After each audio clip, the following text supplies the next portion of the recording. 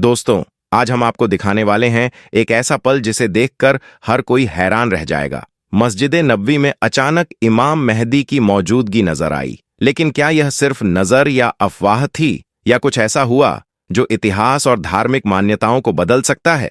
आज की इस वीडियो में हम आपको बताएंगे मस्जिद नबवी में उस रहस्यमय घटना की पूरी कहानी, किसने देखा और क्या संकेत मिलते हैं आने वाले समय के लिए। वीडियो को अंत तक जरूर देखें, क्योंकि यह सिर्फ एक कहानी नहीं बल्कि एक ऐसा सच है जिसे देखकर आप चौंक उठेंगे और सोचने पर मजबूर हो जाएंगे कि क्या सच में इमाम महदी का आगमन नजदीक है। तो चलिए शुरू करते हैं इस रहस्य और चमत्कार के सफर को। इमाम महदी इस्लामिक शिक्षाओं में एक बेहद महत्वपूर्ण धार्मिक व्यक्तित्व हैं और उनके आगमन को कयामत की बड़ी निशानियों में से एक माना गया है। हदीस पाक में वर्णित है कि जब दुनिया में अत्याचार, जुल्म और अन्याय चरम पर पहुंच जाएंगे और इंसानियत में भ्रष्टाचार और अमानवीयता का बोलबाला होगा, तब अल्लाह ताला अपने आदेशानुसार हजरत इमाम महदी को भेजेंगे। उनका मुख्य उद्देश्य सिर्फ मुसलमानों के लिए नहीं बल्कि पूरे संसार में इंसाफ, शांति और अमन की स्थापना करना होगा।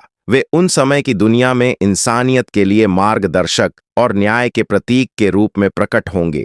इमाम महदी का जन्म मदीना, सऊदी अरब में होगा और हदीस में उनके नाम के संभावित विकल्प मोहम्मद या अहमद बताए गए हैं। उनके पिता का नाम अब्दुल्लाह और माता का नाम आमीना होगा। यह विवरण इस्लामिक शिक्षाओं में उनके आगमन की वास्तविकता और प्रामाणिकता को स्पष्ट करता है।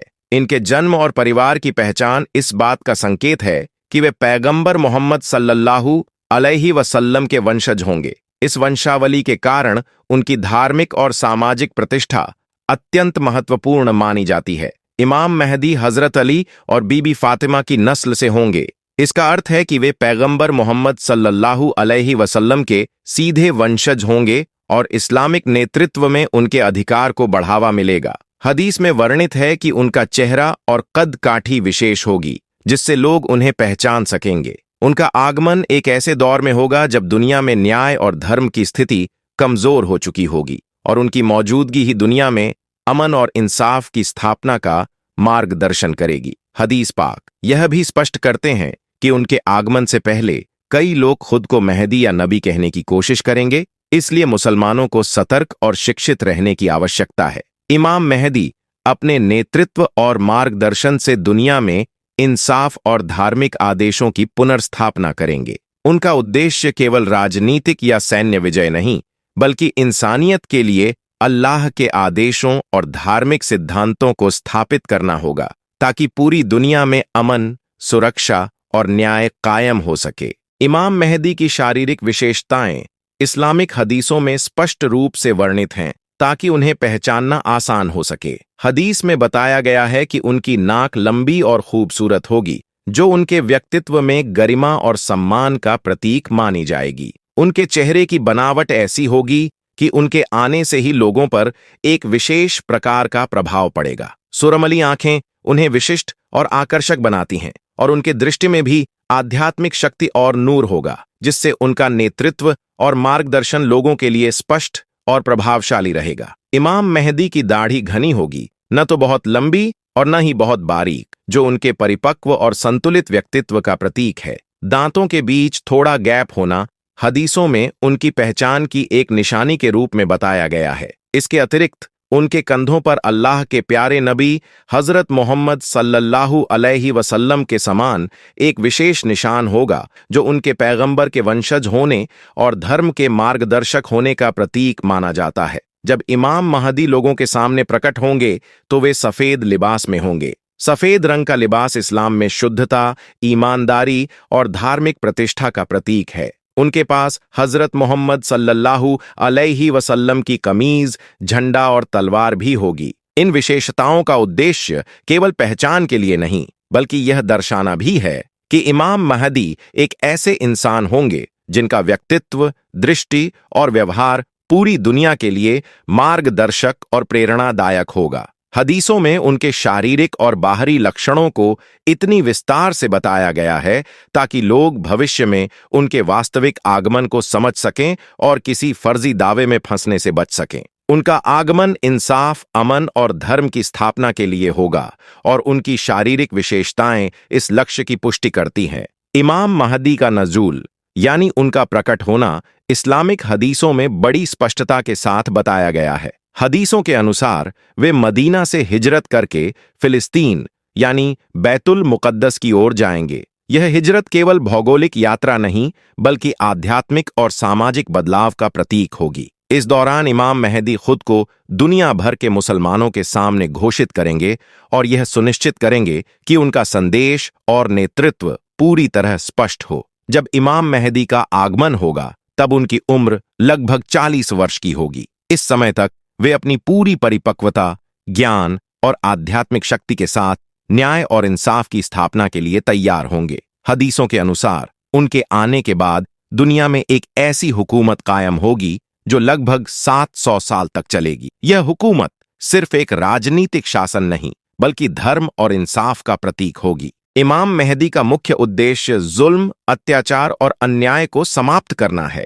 वे उन सभी ताकतों और लोगों के खिलाफ खड़े होंगे जो निर्दोषों और आम जनता पर अत्याचार करते हैं। उनके नेतृत्व में न्याय, अमन और सुकून का शासन होगा जिसमें हर इंसान को उसका हक मिलेगा और धर्म की वास्तविक शिक्षा का पालन किया जाएगा। उनका कार्य केवल सशक्त नेतृत्व तक सीमित नहीं होगा। इमाम महदी दुनिया भर के मुसलमानों को एकजुट करेंगे और धार्मिक, सामाजिक और न्यायिक व्यवस्था को इस प्रकार मजबूत बनाएंगे कि सभी लोग अमन और इंसाफ का अनुभव कर सकें। उनके आगमन की निशानियां आज भी हदीसों में बताई गई हैं और उनका पालन करके मुसलमान सही मार्ग पर रह सकते हैं। इस्लामिक दृष्टि से किसी भी व्यक्ति का खुद को इमाम महदी या नबी घोषित करना बड़ा गलत और शरण अपराध है। हाल ही में सऊदी अरब में ऐसा ही एक मामला सामने आया जब एक शख्स ने दावा किया कि वह हजरत इमाम महदी हैं। यह दावा सिर्फ खुद को महान दिखाने या लोकप्रियता पाने की कोशिश नहीं था बल्कि मुसलमानों की भावनाओं को भड़काने वाला एक गंभीर फितना भी था। हदीस पाक और कुरान के अनुसार इमाम महदी का आगमन अल्लाह की मर्जी और हदीस में बताए गए समय पर ही होगा, न कि किसी व्यक्ति की इच्छानुसार। इस शख्स का वीडियो सोशल मीडिया पर तेजी से वायरल हो गया जिससे कई लोगों के मन में भ्रम और सवाल पैदा हुए। इस प्रकार की अफवाहें न केवल धार्मिक मान्यताओं के साथ खिलवाड़ करती हैं बल्कि समाज में फसाद और फितना फैलाने का कारण भी बन सकती है। इस्लाम में ऐसे झूठे दावों को गंभीरता से लिया जाता है क्योंकि यह सीधे अल्लाह के तय किए हुए नबी और इमाम के क्रम के सिद्धांत के खिलाफ है। जब यह मामला क्राउन प्रिंस और सऊदी पुलिस के सामने आया तो उन्हें तुरंत हिरासत में लिया गया। यह कार्रवाई इस्लामिक कानून और शरीयत के तहत न्यायपूर्ण थी ताकि झूठे दावे और फितने को समाज में फैलने से रोका जा सके। अदालत ने 2 साल की सुनवाई के बाद इस शख्स के खिलाफ सजा सुनाई जिसमें यह तय किया गया कि उसकी हरकत ने मुसलमानों की भावनाओं और धार्मिक स्थिरता को ठेस पहुंचाई। इस घटना ने हमें एक बार फिर याद दिलाया कि अल्लाह के पैगंबर और इमाम महदी का हकीकी आगमन केवल अल्लाह के आदेश और हदीस पाक में बताए गए समय पर ही होगा। कोई भी व्यक्ति अपनी इच्छानुसार इसे घोषित नहीं कर सकता। इसलिए मुसलमानों के लिए यह आवश्यक है कि वे हमेशा हदीस और कुरान के मार्गदर्शन के अनुसार ही पहचान करें और झूठे दावों से सावधान रहें। इमाम महदी का नजूल अल्लाह की मर्जी और हदीस पाक में बताए गए समय पर ही होगा। कुरान और हदीस के अनुसार यह दुनिया में क़यामत से ठीक पहले की एक बड़ी निशानी है। इसका उद्देश्य दुनिया से जुल्म और अन्याय को खत्म करना और इंसाफ व अमन की हुकूमत कायम करना है। इसलिए किसी भी व्यक्ति द्वारा खुद को इमाम महदी या नबी घोषित करना पूरी तरह से गलत और इस्लामिक दृष्टि से गलत फहमी है। हजरत मोहम्मद सल्लल्लाहु अलैहि वसल्लम अंतिम नबी हैं। उनके बाद कोई नया नबी नहीं आएगा। अल्लाह ताला ने नबूवत का दरवाजा बंद कर दिया है। इसलिए अगर कोई भी व्यक्ति अपने आप को नबी या इमाम महदी कहे तो उस पर कभी भी भरोसा नहीं करना चाहिए। यह हदीस पाक में स्पष्ट रूप से बताया गया है कि इस दुनिया में आने वाले फितनों में कई झूठे दावे और भ्रम फैलाने वाले लोग होंगे। भविष्य में कई लोग इसी तरह दावा करेंगे कि वे इमाम महदी हैं या नबी हैं। इन झूठे दावों से सावधान रहना मुसलमानों की जिम्मेदारी है। हदीस पाक के अनुसार इन फितनों और झूठे दावों से बचने के लिए हमेशा कुरान और सच्ची हदीस के मार्गदर्शन पर भरोसा करना चाहिए और किसी भी व्यक्ति की बात को बिना प्रमाण और धार्मिक आधार के स्वीकार नहीं करना चाहिए। आज के डिजिटल और सोशल मीडिया के जमाने में अफवाहें और झूठे दावे बहुत तेजी से फैलते हैं। खासकर धार्मिक मामलों में बिना प्रमाण और सही जानकारी के किसी भी वीडियो या कहानी पर यकीन करना बहुत खतरनाक हो सकता है। हदीस पाक और इस्लामिक शिक्षाओं के अनुसार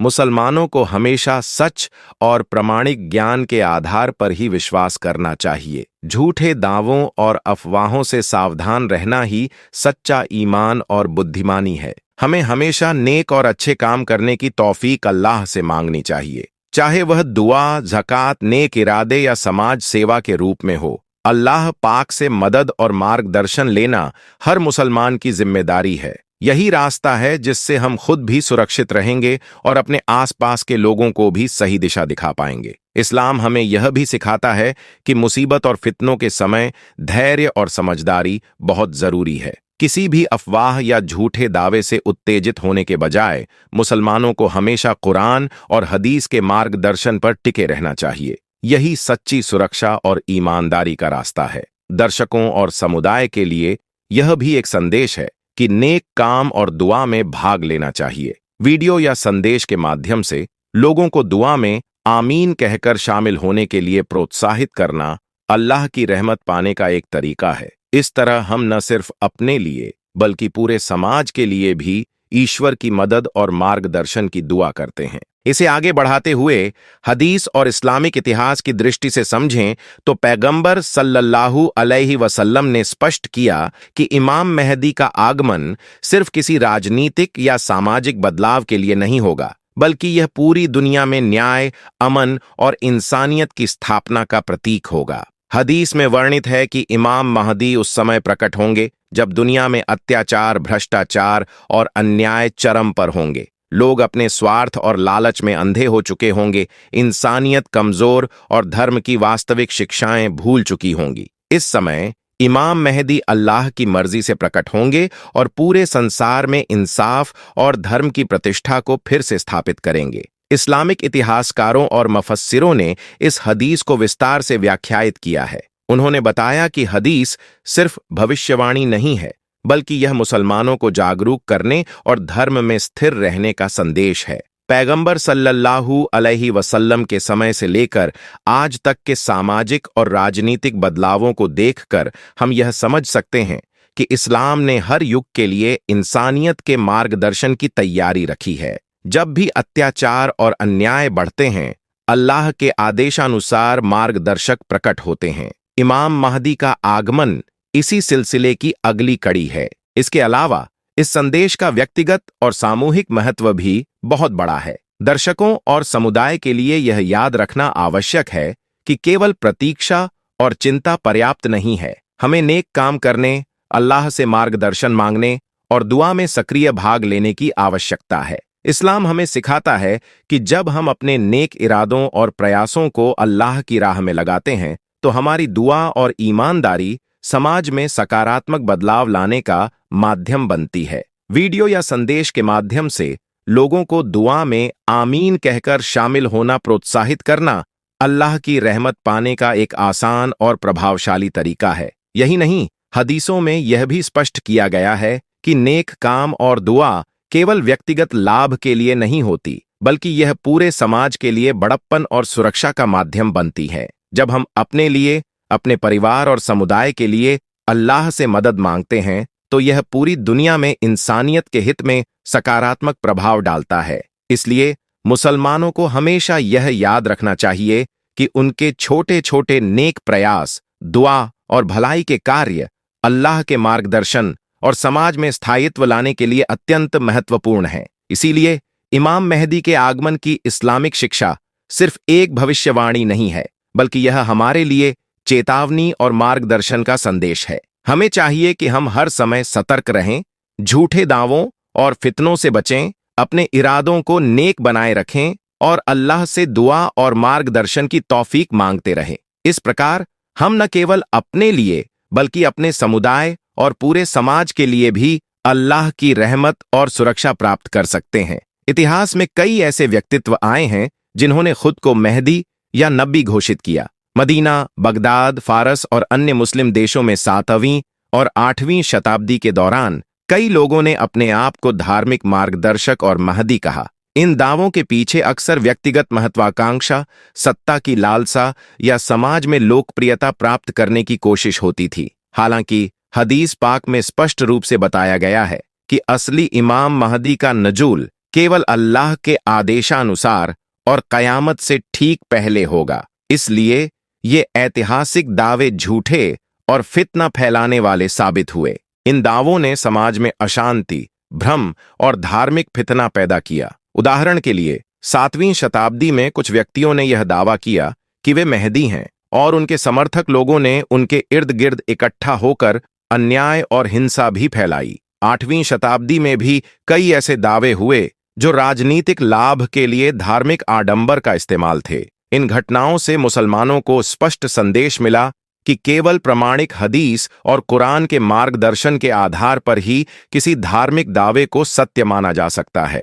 आज के डिजिटल और सोशल मीडिया के दौर में इन ऐतिहासिक घटनाओं की याद रखना बेहद जरूरी है। सोशल मीडिया पर वायरल होने वाले झूठे वीडियो, क्लिप्स और संदेश वही पुरानी पैटर्न दोहराते हैं। लोग बिना जांच परख के इन दावों पर यकीन कर लेते हैं और धार्मिक विश्वासों में भ्रम फैलाते हैं। यह पूरी तरह से वही फितना है जो इतिहास में भी मुसलमानों के बीच अशांति का कारण बनी थी। इसीलिए इमाम महदी के आगमन की इस्लामिक शिक्षा सिर्फ भविष्यवाणी नहीं बल्कि चेतावनी और मार्गदर्शन भी है। हमें हमेशा सतर्क रहना चाहिए और झूठे दावों और फितनों से बचना चाहिए। यह सिर्फ व्यक्तिगत जिम्मेदारी नहीं बल्कि पूरे समाज की सुरक्षा का भी सवाल है। मुसलमानों के लिए यह आवश्यक है कि वे हमेशा कुरान और हदीस के मार्गदर्शन पर टिके रहें। किसी भी व्यक्ति या समूह की बात बिना प्रमाण के न मानें और अपने इरादों को नेक बनाए रखें। नेक काम और दुआ में शामिल होना, अल्लाह से मार्गदर्शन और तौफीक मांगना न केवल व्यक्तिगत भलाई के लिए जरूरी है बल्कि यह पूरे समुदाय और समाज के लिए भी सुरक्षा और रहमत का माध्यम है। इस प्रकार इतिहास के झूठे महदी दावों से हमें यह शिक्षा मिलती है कि केवल अल्लाह की मर्जी और हदीस पाक में बताए गए समय पर ही असली महदी प्रकट होंगे। हमें अपने विश्वास और ईमान को मजबूत रखना होगा, झूठे दावों के बहकावे में नहीं आना होगा और हमेशा अल्लाह की रहमत, मार्गदर्शन और समाज की भलाई के लिए काम करना होगा। यही सच्ची इस्लामिक चेतावनी, शिक्षा और मार्गदर्शन है जो मुसलमानों को हर युग में स्थिर और सतर्क रहने की तौफीक देती है। इतिहास और हदीस के प्रकाश में देखा जाए तो इमाम मेहदी के आगमन से पहले का समय बेहद कठिन और चुनौतीपूर्ण होगा। हदीसों में वर्णित है कि इस दौर में दुनिया में अत्याचार और अन्याय चरम पर होगा। लोग अपने स्वार्थ और लालच के लिए हिंसा और छल कपट करेंगे। राजनीतिक भ्रष्टाचार आम होगा, न्यायिक प्रणाली कमजोर और प्रभावित होगी। समाज में धार्मिक और सामाजिक विभाजन गहराएगा और लोग एक दूसरे पर विश्वास खो देंगे। मानवता का पतन और अमानवीयता का बोलबाला होगा जिससे इंसानियत संकट में पड़ेगी। यह समय केवल मुसलमानों के लिए नहीं बल्कि पूरी दुनिया के लिए चुनौतीपूर्ण होगा। इमाम मेहदी के आगमन का हदीसों में वर्णन हमें बताता है कि वे समाज में न्याय, इंसाफ और स्थिरता लाएंगे। उनके नेतृत्व में अपराध और अन्याय खत्म होंगे, निर्दोष सुरक्षित रहेंगे और मुस्लिम व गैर मुस्लिम दोनों समाज के लोग समान रूप से सम्मानित महसूस करेंगे। इतिहास में कई लोगों ने झूठे दावे कर मेहदी बनने की कोशिश की जिससे अशांति फैली। आज के डिजिटल दौर में भी झूठे दावे और अफवाहें फैल सकती हैं। इसलिए मुसलमानों को हमेशा हदीस और कुरान के मार्गदर्शन पर टिके रहना चाहिए और किसी भी दावे पर तुरंत विश्वास न करना चाहिए। इमाम महदी केवल अल्लाह की मर्जी और हदीस में बताए गए समय पर ही प्रकट होंगे। हमें अपने विश्वास को मजबूत रखना, नेक काम करना और अल्लाह से मार्गदर्शन और तौफीक मांगना चाहिए। दोस्तों, अगर आपको यह वीडियो पसंद आया हो तो लाइक और शेयर करें, चैनल को सब्सक्राइब करें और हमेशा नेक काम करें। दुआ में आमीन कहना न भूलें। अल्लाह अकबर।